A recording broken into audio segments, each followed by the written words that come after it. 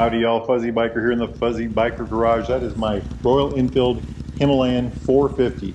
If you were to buy a brand new Himalayan, what are 5 things you should add to it right away? This is my list. We will start with what a Himalayan is. It is a 452cc single cylinder, dual overhead cam, 4-valve, ADV bike that will do absolutely everything. It's got a 21-inch front tire. It's got about 8 inches of suspension travel in the front. Check that out, upside down fork, showy upside down fork. It's got about 8 inches of travel in the rear. It's got a monoshock. You can see it in there somewhere. There it is. It's got loads of ground clearance down there. It's got a 4.5 gallon gas tank that gives it lots of range. It's a wonderful bike. 5 things I would add to this right away. First thing would be a windshield. That's first on my list here. The stock windshield is about this tall and about this wide, and it just doesn't give me enough protection for the kind of riding I do. So I got this windshield from Baxter. It's a WRS. It's the biggest one I could find. It's taller, it's wider, and if I could find a bigger one, I would buy that. It does give me some good weather protection. I'd like to have more. The next thing I would add would be a kickstand foot like this one. Not because the bike leans too much, but because this is a bike that I use off roads and I want a little extra width when I plunk it down in the dirt or the mud. Third thing I would add, and this one's really important to me. See if I can get it to work. I think I shut it off actually. This is a TPMS system. This lets me know my tire pressure on the front and rear tire all the time as I go down the road. I've got little sensors on the tires. Here, there's one right there. Little batteries that you have to change about every 6 to 9 months. So you're driving down the road, you hit a different kind of a surface, you feel like you have a flat, you look down your gauge, it'll let you know. Fourth thing I would add are bark busters, hand protection. Now these are bark busters that I got from 3D Cycle Parts, 3dcycleparts.com. They are actually powder coated black right here. So if you look at everything up here, it's all black. This is all blacked out. When you buy bark busters, they're usually aluminum. These have been powder coated. The only place I can find those is 3D Cycle Parts. It's a great product. Took me about an hour to put them on. They work pretty good. One thing to talk about, people talk about is do they hit the windscreen? And the answer is they would if my mirrors weren't in the way. I did add these mirrors. The next thing I would say, the last thing that's on my list of 5, is a GPS. Now this is the GPS off my old Royal Enfield Himalayan over yonder.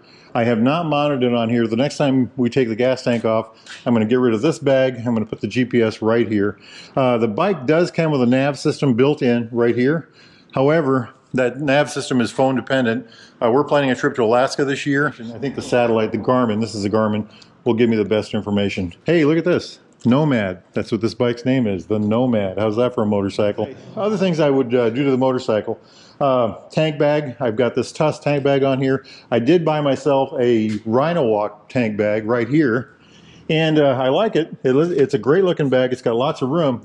However, it looks really good on the back of my Bear. So that's where it's end up. So for now, we're going to use this one on this bike. Another thing that I really like is the tail box. This thing right here. This thing has just been an absolute joy. This is one of the best adds I think I've added to this motorcycle. It has lots of room. I keep my drinks in there, my sandwich in there. I keep my jackets in there, my gloves in there. I get off the bike, I want to get a drink. Just pop it open. Bang, there it is. You know, I want to change my gloves. I want to do things like that. Easy, easy peasy.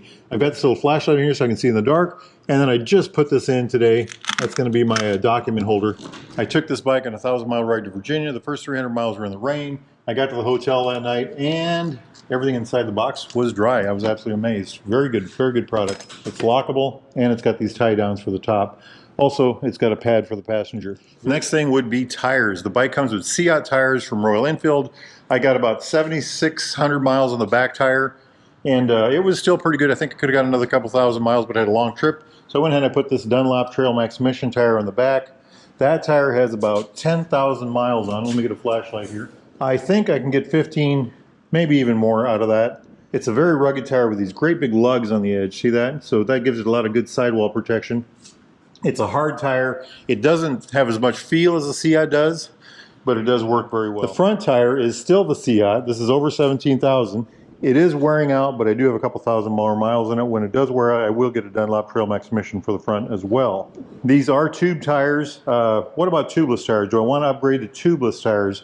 Of course, I'd love to upgrade to it. Do I need to? I don't think I do. You know, I rode 60,000 miles last year, including 17,000 miles on just this bike alone. I have not had a flat. I did not have a flat last year. I do usually get a flat, and I've always been able to handle it, so it always seems to work out.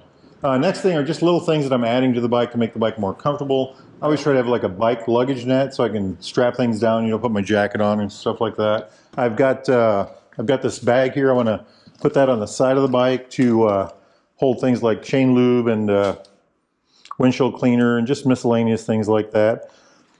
I also have this gas bag that Colorado Mark lent me a gas bag last summer. I think I'm going to put this on the back of the bike. That way I have an extra gallon of gas. Back to luggage. Now there's a lot of options for luggage, and I've done a couple videos on that recently. I'm toying with this option here. So this system here, you put this bra on the back of the bike, you use these 15-liter bags, and they kind of clip in place. And the idea was, when I got to where I was going, I could just pop these off and go into the hotel. We've been doing a lot of videos on bag options for the Royal Enfield Himalayan and of course for the Bear, because we've got this Alaska trip coming up.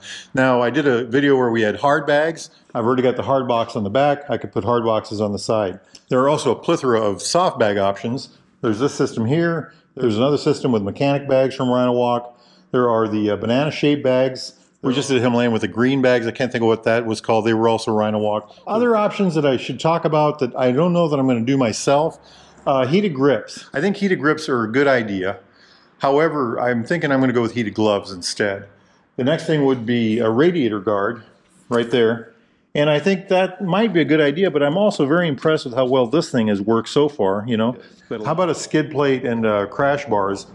Well, there are a lot of really good crash bar options out there. We just did a couple bikes that have the 3-point wide crash bars. The one reason I would get them is if I could put foot pegs on them. That way I'd have another option for putting my feet on, especially on a long ride. So how about y'all? What have y'all done to your bikes to gear up for a long trip, a long ride? You know, maybe a trip to Alaska. By the way, if y'all are interested in a trip to Alaska, or we're going to leave Baxter Cycle in Marnie, Iowa. We're going to leave June 21st, the first day of summer. We're going to head out from there. We're going to head into Nebraska and then up to the Black Hills. We'll probably hang out there for a little bit. Then we'll head north from there up through Montana, Wyoming, Montana. Should be a lot of fun. Now, if y'all are interested in a motorcycle like this, a new used Royal Enfield, Triumph, classic British bike of any type, need parts, accessories, thingamajigs, doodads, gear, bags, windshields, gloves, jackets, helmets, anything at all, get yourself over to Baxter Cycle in the mighty Minitropolis of Marnie, or go to baxtercycle.com. Make sure you tell them that Fuzzy Biker, that's me, sent you. Now, it's a beautiful day out there, but it's cold. There's actually snow on the ground. Can you see it? So I don't think I'm going to get any riding in. If it's nice where y'all are at, get out and ride, my friends. Wahoo. Ready? 1, 2, 3. Wahoo!